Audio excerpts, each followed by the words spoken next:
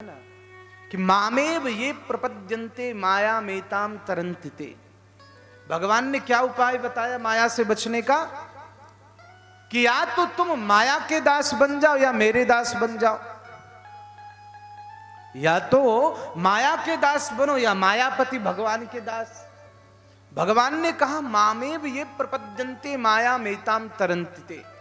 हे अर्जुन, जो लोग मुझे अपना मान लेते हैं वो उसी समय माया से छूट जाते हैं। क्या शर्त बताई? मुझे अपना मान लेना। भाई प्रेम की गली में दो लोग नहीं आ सकते। जब मैं था तब हरि ही नहीं, अब हरि है मैं नाही। प्रेम गली अति साकरी, तामे दो न समाय। भाई एक म्यान में दो तलवार नहीं रह सकती। उसी तरह ये जो मन है ना, या तो इसको माया में लगाना है या तो मायापति में। जो लोग माया में मन को लगाते हैं वो उलझ जाते हैं, वो लटक जाते हैं, वो भटक जाते हैं। जो लोग माया में मन को रमाते हैं वो लोग फंस जाते हैं। और जो अपने मन को मायापति भगवान में लगाते हैं वही लोग भवपार हो जाते हैं। और उन्हीं जैसे अनेकों भक्तों की कथाएं इस भक्तमाल के पावन शास्त्र में वर्णित हैं। आज हम लोग जिस भक्त की कथा सुनेंगे ना, उस भक्त की कथा सुन करके आप लोगों को भी आश्चर्य होगा और शायद आपने पहले कभी सुनी भी हो, पर मैं अपने तरीके से आपको सुनाऊंगा। मैंने बताया कि भगवान को पाना बहुत आसान है, पर हमने एक रेखा खींच दी कि भाई बुढ़ापे में ही भजन करेंगे, बुढ़ापे में ही भगवान से मिलना हो पाएगा। नहीं भाई, तुम मंदिर जाते हो, मंदिर में जाते समय तुम खिले हुए फूल लेकर के जाते हो। मंदिर जाते समय मुरझाया फूल नहीं लेके जाया जाता। मंदिर जाते समय वही फूल लिया जाता है जो फूल खिला हुआ हो, सुगंधित हो, मुस्कुरा रहा हो। तो जब मंदिर जाते समय तुम भगवान को चढ़ाने के लिए खिला हुआ फूल ले जाते हो, तो उसी तरह ये शरीर, ये मन भी भगवान के चरणों में तभी ले जाना जब ये खिला हुआ हो। बुढ़ापे में शरीर खिला नहीं रहता। बोलोगे राम पर निकलेगा रावण, बोलोगे राम पर निकलेगा रावण। दांत झड़ जाएंगे, बाल झड़ जाएंगे, सब की सब चीजें खत्म होने लगेंगी और सोचोगे कि भगवान मिल जाए। नहीं भैया, इसलिए तुम 55 की प्रतीक्षा मत करो, बचपन से ही भगवान के चरणों में लग जाओ।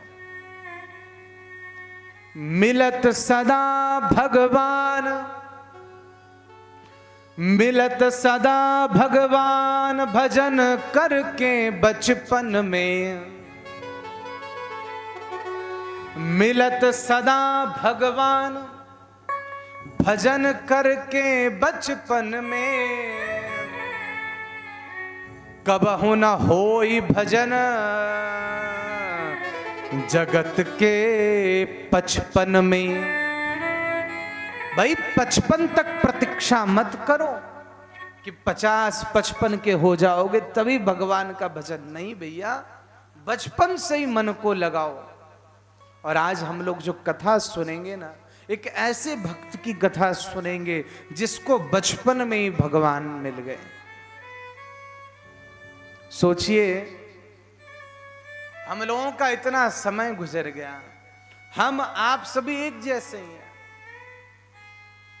दुनिया को हमने इतना महत्व दिया, इसको उसको, पर जो अपना सच्चा साथी है, जो अपना सहारा है, अपना आश्रय है, हारे का सहारा, इस संसार का रचैया, वो वंशी बजैया, जिसे हम शिव कहते हैं, कृष्ण कहते हैं, राम कहते हैं, वो परमात्मा का कोई भी अंश, कोई भी रूप, जो सिर्फ और सिर्फ ब्रह्म ही है, हमने उसको एक भी समय नहीं दिया।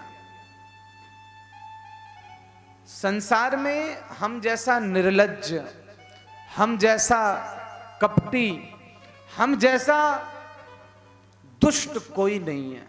इसके पीछे एक कारण है, हम और आप सभी उसी में। भाई संसार में कोई 10 रुपए की मदद कर दे तो हम जीवन भर उसका गुणगान करते हैं। कोई हमारी इतनी सी मदद कर दे तो हम इतना गुणगान करते हैं। सोचिए कि जिसने ये जीवन दिया, क्या हमने उसका गुणगान किया? भाई ये बंधु बांधव, मित्र, भाई, पत्नी, बहन, मां, पिता, ये कब मिले? जब जीवन मिला। ये धन, ये तन, ये मन कब मिला? जब जीवन मिला। भाई बिना जीवन के तो ये चीजें थी ही नहीं। तो सोचिए, इस जीवन में जो हमारी मदद करता है, हम उसका जीवन भर गुणगान करते हैं। तो जिसने हमें जीवन दिया, क्या हमें उस परमात्मा का गुणगान नहीं करना चाहिए? सबसे पहले उसका गुणगान करो, क्योंकि संसार के नाते यहीं तक है। हम लोग कितने ही कस्में खाएं 7 जन्मों तक, पर 7 जन्म तो छोड़िए, इस जन्म तक भी साथ निभा दें तो ठाकुर जी की लीला। शास्त्रों में आया है कि व्यक्ति सोचता है कि मेरा ये जाएगा, मेरा वो जाएगा, पर शास्त्र कहता है कुछ नहीं जाएगा। अनेकों शास्त्रों में अनेकों जगह लिखा है, धनानि भूमौ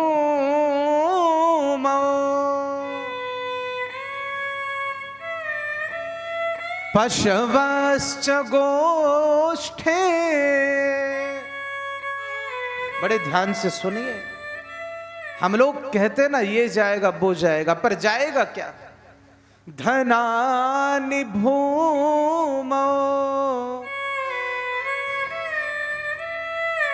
पशवश्च गोष्ठे भार्या गृहद्वार जना श्मशाने देहश्चितायां परलोक मार्गे धर्मानुगो गच्छति जीव एकः। कोई कहने लगा कि मेरा धन साथ में जाएगा। मान लीजिए हम जैसा ही कोई मूर्ख कहने लगा कि भाई धन साथ में जाएगा, पैसा साथ में जाएगा, पर क्या पैसा साथ में जाता है? नहीं जाता। धनानि भूमौ, धन कहां रह जाएगा? भूमि पर। इसलिए आपने ध्यान दिया होगा, जब भी कहीं खुदाई होती है, खजाना निकलता है ना, तो वहां पर अनेक प्रकार के सांप बिच्छू भी निकलते हैं। भाई खुदाई हुई, खजाना निकला, तो खजाने के आसपास सांप बिच्छू भी रहते हैं। कौन होते हैं वो? भाई जिन्होंने जीते जी तो प्रयोग किया नहीं, जीते जी इतना जोड़ा, पता नहीं सब ले जाना हो, लेकिन जब मरने का समय आया ना, तो सब का सब यहीं धरा का धरा रह गया। मरने से पहले हमने जमीन में गाड़ दिया, हमारा मन वही है। भगवान ने देखा, बताओ, जीते जी इसने ना धर्म किया, ना पुण्य किया, ना दान किया, ना किसी की सेवा में धन लगाया। मरते समय भी अपने धन को यहां गाड़ करके जा रहा है। इतनी रक्षा करना चाहता है तो जा, मरने के बाद सांप बन जा और मरने के बाद भी यही रक्षा कर। भगवान ऐसे लोग को वही सांप बिच्छू बना करके पैदा करते हैं जिन्होंने जीवन में सिर्फ और सिर्फ जोड़ा है ना, समझ लेना कभी कल्याण नहीं होगा। जोड़ना अच्छी बात है, जोड़ना अच्छी बात है, पर उस जोड़ करके इकट्ठा कर लेना, उसका उपयोग न करना, सदुपयोग न करना, यह गलत बात है। क्योंकि धन की 3 गति है। पहला है दान, दूसरा है भोग और तीसरा है नाश। ना तो तुमने धन का दान किया, कोई सेवा में नहीं लगाया, कोई धर्म कर्म में नहीं लगाया, और ना भोग किया, तो फिर वो धन तो नाश की ओर ही जाएगा, वो धन तुम्हारे साथ नहीं जाएगा। इसलिए कहा धनानि भूमौ, सारा पैसा, सारा धन, सारा रुपया इस पृथ्वी पर ही रह जाएगा। इसलिए पैसा साथ नहीं जाता। किसी ने कहा चलो पैसा साथ नहीं जाएगा, पर हमारा गाड़ी, हमारा ये बंगला तो जाएगा साथ में। क्या ये संभव है? नहीं है ना। आपकी गाड़ी, आपके बंगले, आप 1 महल, 2 महल, 3 महल, कितने भी महल बना लो, पर संभल के रहना, ये तुम्हारी महल अटारियां यहीं की यहीं धरी रह जाएंगी। तुमने जब चलते चलते पैरों में थकान होने लगी, रास्ता दूर दिखाई देने लगा, तुमने एक साधन लाया, साइकिल। साइकिल से मन भर गया, तुमने मोटरसाइकिल लाया। मोटरसाइकिल से मन भर गया, तुमने कार लाया। तृष्णाएं, इच्छाएं बढ़ती गई, पर न तो आपकी वो साइकिल, न तो वो आपकी मोटरसाइकिल, न वो कार। आप कितने भी साधन इकट्ठे कर लो, कितनी भी गाड़ियां इकट्ठी कर लो, वहां जाने के लिए कोई कार, कोई मोटरसाइकिल काम नहीं आएगी, कोई हाथी घोड़े काम नहीं आएंगे। वहां तो आपको ऐसे ही जाना होगा। इसलिए आपके साधन भी साथ नहीं जाएंगे। पहला तो धन साथ नहीं जाएगा, बाद में आपका जो साधन है, गाड़ी इत्यादि, वो भी नहीं जाएगा। बाद में कहा मान लो धन नहीं साथ में जाएगा, साधन साथ में नहीं जाएगा, पर हमारी पत्नी तो साथ में जाएगी। किसी ने ऐसा सोचा, तो उसके सोचने का कारण बताया शास्त्रों में कि वो सोच रहा है कि हमारी पत्नी ने तो 7 जन्मों तक साथ निभाने की कस्में खाई हैं। कितने जन्मों तक? 7 जन्म। पर क्या वो पत्नी साथ जाएगी? एक बार पूछ के देखना आप, कोई भी अपनी पत्नी से कि देख मैं तो मरने वाला हूं, तू भी मेरे साथ चल। वो साफ इनकार कर देगी, साफ मना। और तो और मान लो कुछ भी हो, हम निपट गए, और 7 जन्म तक साथ निभाने को जो कसम खाने वाली पत्नी है, राम जी 7 जन्म की बात छोड़िए, वो तो चौखट भी पार नहीं कर पाएगी। 7 जन्म तो बहुत दूर हैं। जो पत्नी कस्में खा रही है ना 7 जन्म तक, या जो पति खा रहे हैं, वास्तव में इसी जन्म में ही साथ नहीं निभा पाएंगे। भार्या गृहद्वारी, धन भी नहीं जाएगा, साधन भी नहीं जाएगा, पत्नी भी चौखट पार नहीं कर पाएगी।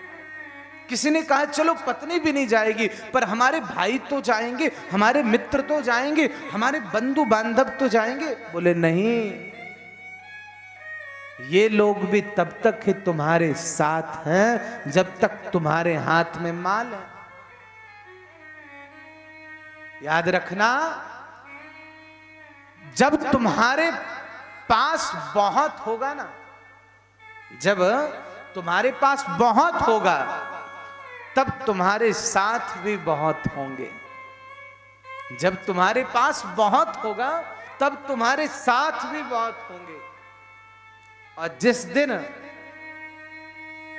आपके जेब में एक कौड़ी भी नहीं होगी ना, उस दिन दूरबीन लगा करके दूर दूर तक एक बार नजर मार लेना, दूर दूर तक कोई तुम्हें अपना नहीं दिखाई देगा।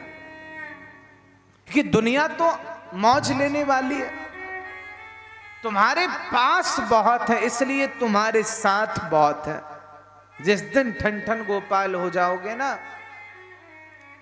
दर दर के ठोकरे खाओगे, क्योंकि दुनिया तुम्हारे सुख की साथी है, दुख की नहीं। सुख के सब साथी, दुख में न कोई। इसलिए बंधु बांधव मित्र भी साथ नहीं जाएंगे। किसी ने कहा चलो हमारे बंधु बांधव साथ नहीं जाएंगे पर कम से कम कहीं तक तो जाएंगे। शास्त्र कहता है जाएंगे ना, शमशान भूमि तक साथ जाएंगे।